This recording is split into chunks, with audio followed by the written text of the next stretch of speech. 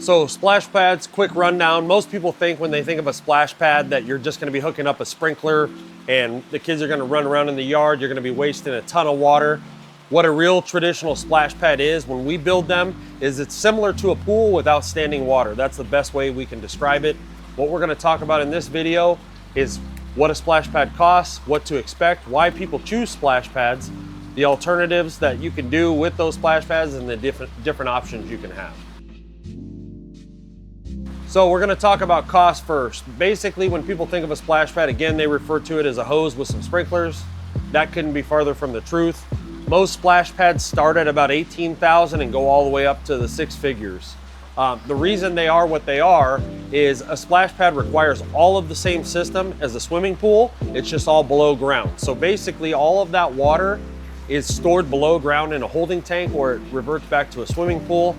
And that water is recycled, cleaned, filtered, just like it would be on a swimming pool. And then you have your jets and everything else. So it's basically no standing water, but you get the effects of the cooling and the kids being able to play, and you don't have to sit there and keep an eye on them 24/7. So I know 18,000 to 100,000 is a big range. We'll talk about some of those cost drivers that can affect the cost. Basically, one of the things that's gonna affect the cost is your overall size and placement. We build your filtration based on the square footage of the decking that we use, and that's gonna drive your costs and change your pricing depending on what you choose as far as the size.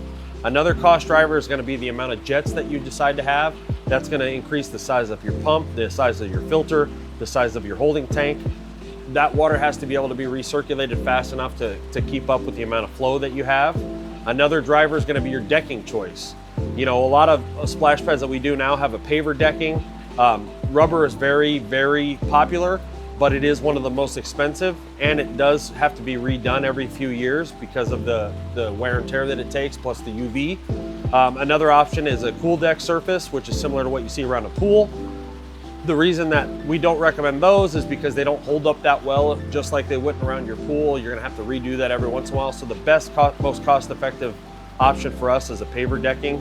The other cost driver is gonna be whether you want an automation system on that splash pad, whether you want to have, you know, a push button controller. So automation would be something that you could control with your phone as you would a pool.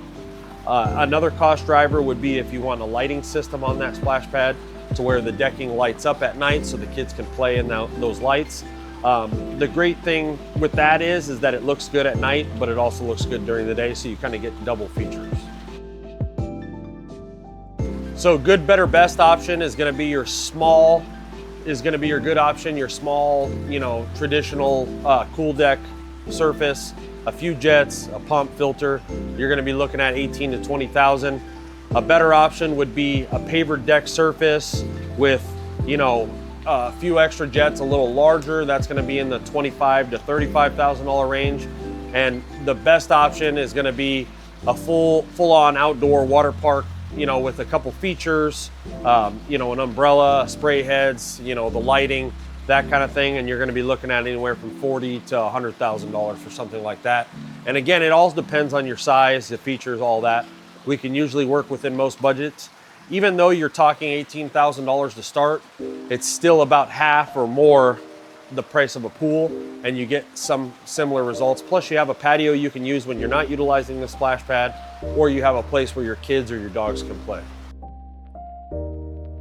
So one of the disclaimers we'd like to talk about on a splash pad is, even though it is a lot smaller than the pool, you're still looking at 3 to 4 weeks of build time, which is significantly less than building a complete pool. It's also, again, gonna depend on the size and municipality. If we're doing it for a child care, let's say, we do have to go through Arizona Department of Environmental Quality. If it's for a personal use, we can usually not have to worry about some of those certain things. So we can build those a lot faster. Plus, most of the systems on a residential side run off of a 110 outlet, so you don't have to run 220 and get permitting and all those kind of things. So it is a lot faster. So some of the features and options, again, are gonna be, you know, your surface types, you know, lighting, whether you want a UV sterilization system, a traditional filter, traditional chlorine. You could also go with the salt system. You just have to be careful because you do get a lot of evaporation, so you're gonna get that salt staining. We also have different features that we can do, you know, footing plates where we can do a palm tree or spray heads or a fire hydrant, something like that. There's a ton of different options. We can customize basically whatever you want based on your decking surface, type, feature, and you know how big the area is that you have to work with. So we can definitely set up a consultation. If you click the online estimating tool that we have, we can give you kind of a rough range of what you're looking for, give you some pricing. If that looks good, again, you can come down to our showroom, or we can come out to the site, go over options, go over measurements, measure your electrical, things like that, come up with a price that works for you, and then if that works, we can get started for you. So most builds on a splash pad usually take, you know, 2 to 3 weeks. We can sometimes speed those up depending on the choices that were made for the actual installation, and sometimes they'll take longer. It just depends on what we're working with, size, and again, municipality and the application that it's going in. So warranties on splash pads, if it's a traditional paver decking, we have a lifetime warranty on the paver. We have a 2-year plumbing and feature warranty on all of the other stuff. We do have a 3-year warranty on your pumps and filters. If we go with rubber, you're gonna get, you know, usually about 2 years out of that rubber surface, depending on the amount of traffic that you're gonna get. In a commercial settings, we don't really have a warranty on the decking if it's a rubber surface, just because it's gonna get so much traffic. But most standard residential warranties are gonna be at least 2 years.